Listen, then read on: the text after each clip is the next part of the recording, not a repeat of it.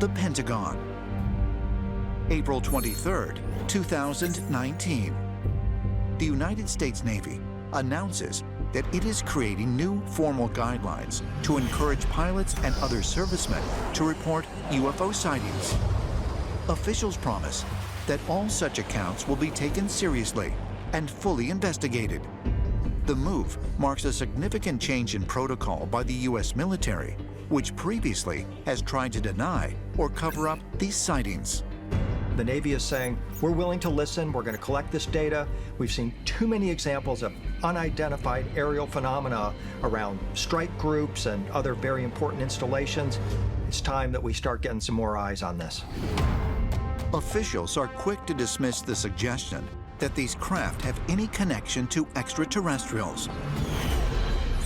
But there is a long history of military personnel reporting encounters with craft that defy explanation, both around military bases and particularly nuclear weapons.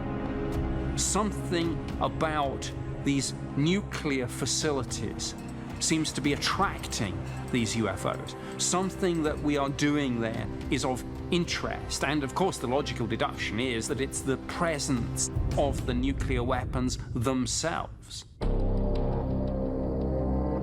Alamogordo, New Mexico, July 16th, 1945.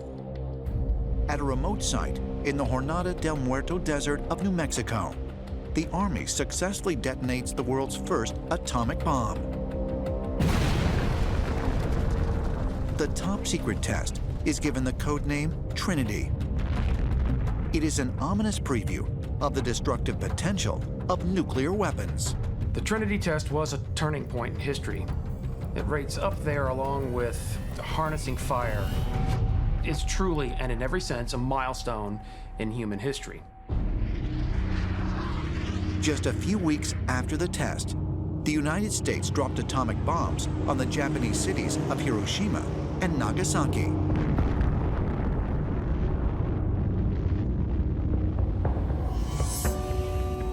In a world war that had claimed an estimated 85 million lives and threatened to claim millions more, the bombs succeeded in shocking Japan into surrender. But back in New Mexico, the Trinity blast also unleashed something unexpected. A series of bizarre UFO sightings described by witnesses as green fireballs. So right after the Trinity test site, we have various reports of these green fireballs being seen nightly, flying around at incredible speeds, and no one could identify what these objects were. The best explanation is that they are, in fact, drone reconnaissance vehicles from a scout ship. They send out these drones and collect the information. Despite being investigated by Air Force officers and world-renowned physicists, no scientific explanation for the fireballs was ever found. But this was by no means the beginning of the UFO phenomenon.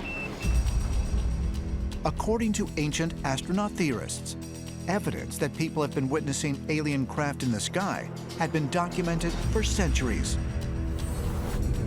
And in the weeks and years that followed the detonation of the atomic bomb, the number of UFO sightings began to escalate dramatically. After Hiroshima, there was a quantum leap change in all of this and a sudden rapid acceleration of the pace of events. The modern UFO phenomenon really took hold in a very short order, and the pace of all this just increased exponentially. Washington, D.C., June 25th, 2021.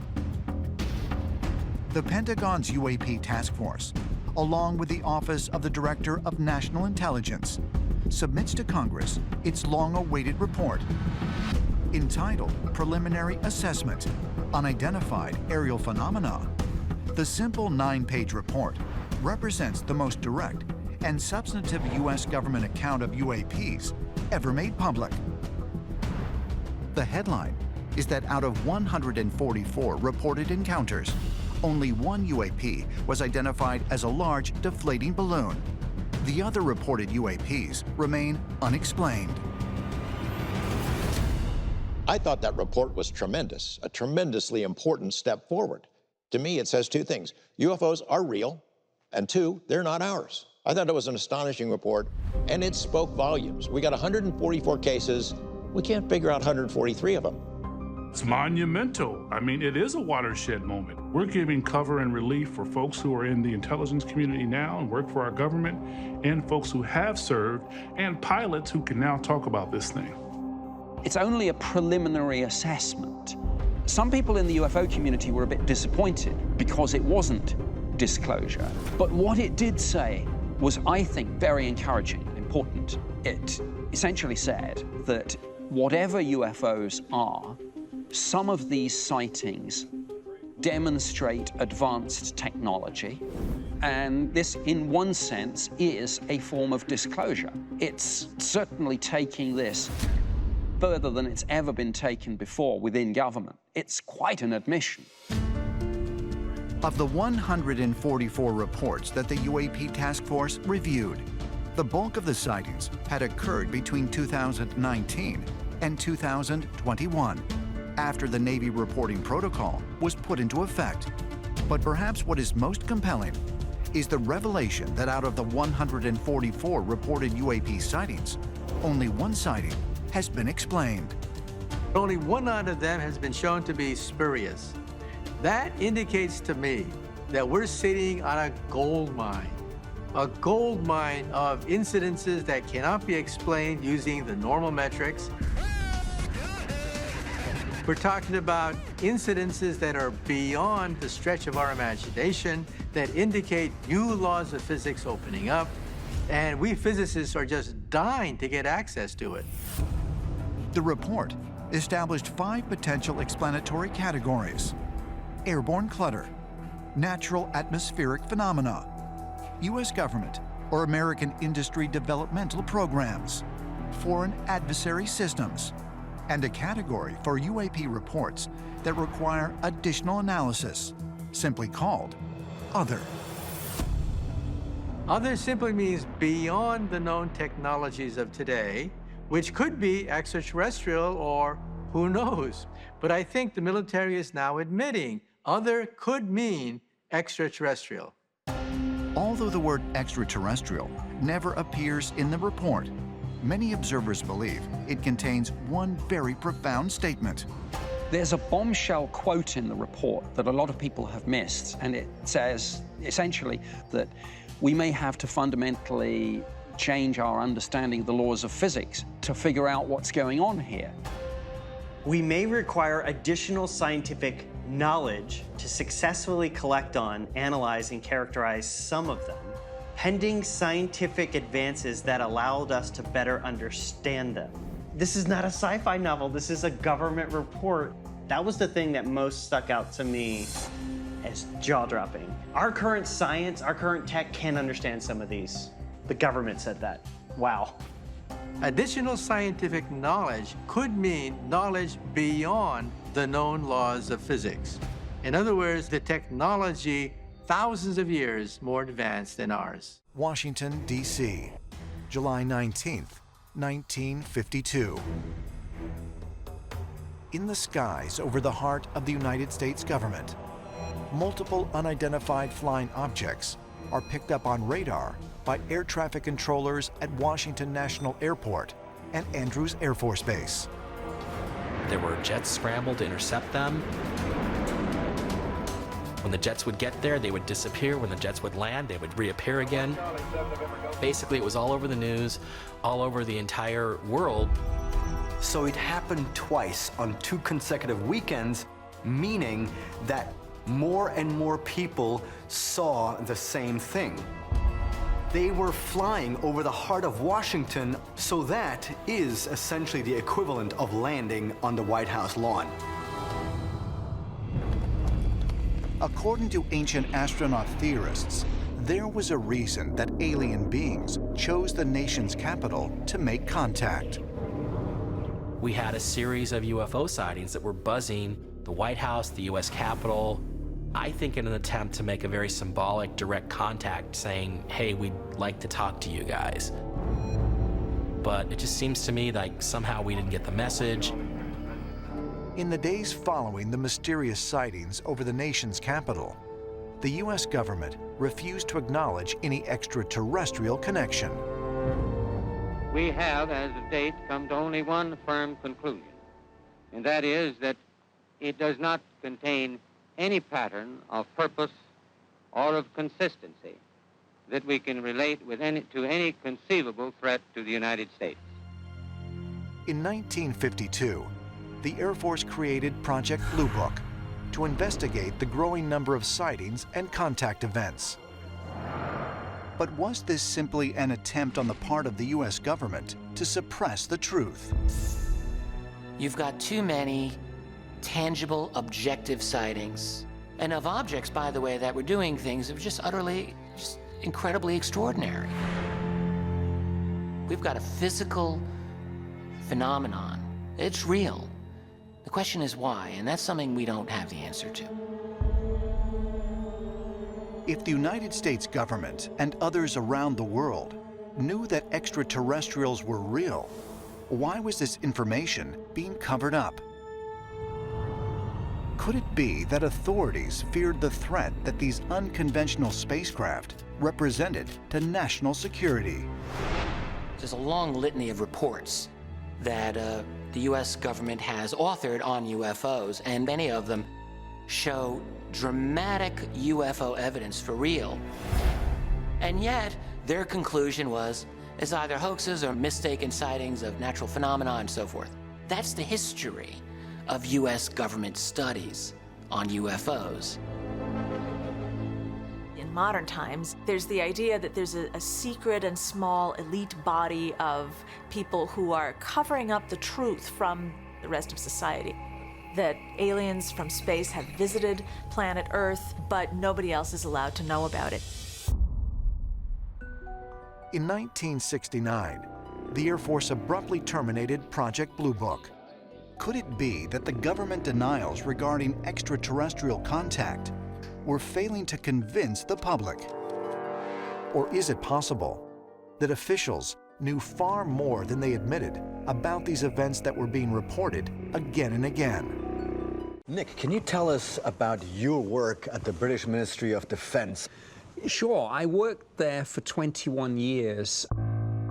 And from 1991 through to 1994, I ran their small UFO program.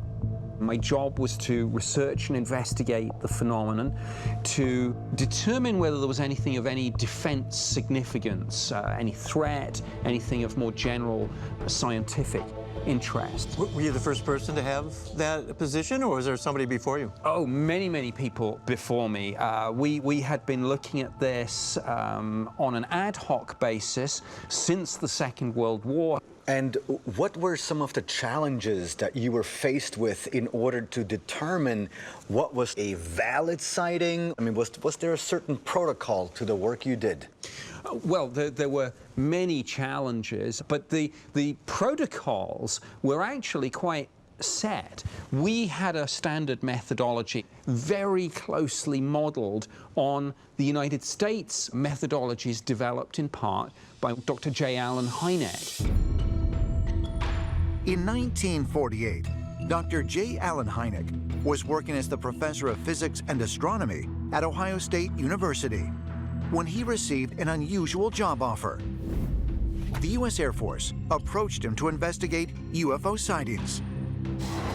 Reluctantly, he joined the special operation, which would become known as Project Blue Book. At the beginning, I think my father thought this would be a few weekends worth of work just to poo-poo some flying saucer reports from, Mrs. Jones out in Poughkeepsie. Despite his skepticism, Dr. Hynek approached the assignment with an open mind. As part of his investigations, he pioneered new ways of studying aerial phenomena. Rather than combing through reports, Dr. Hynek personally investigated sightings and interviewed eyewitnesses across the country. Based on his research, he developed a new system to categorize UFO sightings. We came up with a classification system of close encounters of the first, second, and third kind. A close encounter of the first kind is when you see an object within, say, 500 feet. A close encounter of the second kind is when there's some kind of physical trace, maybe some irradiated dirt. A close encounter of the third kind is where you actually have contact with some type of entity. Dr. Hynek's meticulous application of the scientific method in his investigations enabled him to dismiss many alleged sightings as aircraft, meteors, or even stars. But curiously, of the more than 12,000 UFO sightings Dr. Hynek's office investigated, 701 remain categorized as unidentified. What my father was fascinated by were this irreducible core of 5% of cases that could not be explained. There was just something that was too legitimate to ignore. For many, many years, Hynek really just played the Air Force's party line on UFOs. But finally, as you're really getting into the 1960s, 1966 and 67, Hynek makes his public position clear that this is a serious phenomenon. That set up a really difficult tension because the Air Force was getting more sort of stonewalling in their attitude, and my father really was convinced that there was a phenomena, but really wanted the word to get out. But rather than expand the investigation, in 1969, the Air Force abruptly shut down Project Blue Book. Washington, D.C., April 2011. The FBI releases thousands of files as part of its online FBI vault. One particular file draws the attention of the media and independent researchers. The memo, dated March 22, 1950, is a briefing to FBI Director J. Edgar Hoover regarding informant information about 3 flying saucers that were recovered in New Mexico. Investigators immediately connect the memo to the infamous Roswell Incident, a purported UFO crash that many people believe was covered up by the military in 1947. But this document is just the latest in a series of government files that have been released in recent years, suggesting there may be more to the Roswell crash than the public was told. As an investigative reporter, I think what I am amazed by is how many leaked documents from the 1940s have actually come out into the world and lay out details about what really happened at Roswell. On July 4th, a rancher named Mac Brazel finds all kinds of strange silver debris. He knows he doesn't understand what he's walking through. He decides to go into Roswell and tell the sheriff, something has crashed on my ranch. Intel coming out of Roswell Army Airfield get assigned to go to the debris field. And these men are told that they are to pick up every single thing that is in the debris field on the Mac Brazel Ranch. Everything is to be picked up. On July 8, 1947, the headline on the front page of the Roswell Daily Record reports that the military had retrieved a flying saucer. But the following day, the official story is suddenly changed to suggest it was nothing more than a failed weather balloon. Roswell was the home of the 509th Bomb Group. This was the only atomic bomb-capable squadron anywhere in the world. These people were the best of the best. The idea that intelligence personnel at this base would mistake a weather balloon for something exotic is preposterous. So that, arguably, is the start of the UFO cover-up. Weather balloon, swamp gas, meteorite, it doesn't matter. It's always something else but a UFO. The Roswell crash was covered up. The fact that they retracted the story of having captured a flying saucer In my opinion, it was quick PR damage control. World was told, nope, just a weather balloon.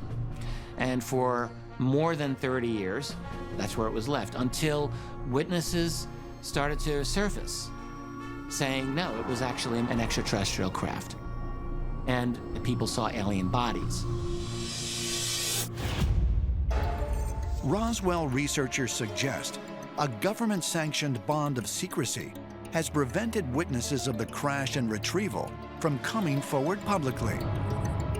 But many did choose to come forward later in life, including the first military officer to arrive at the Roswell crash site, Major Jesse Marcel. According to his grandson, Marcel privately shared many details of his experience with the family. My grandfather, Major Jesse Marcel, he was head of intelligence for the 509th Bombing Group. As a kid, basically around the dinner table, we talked about Roswell. And through conversations, we learned that my grandfather was the lead investigator into what has become known as the Roswell Incident.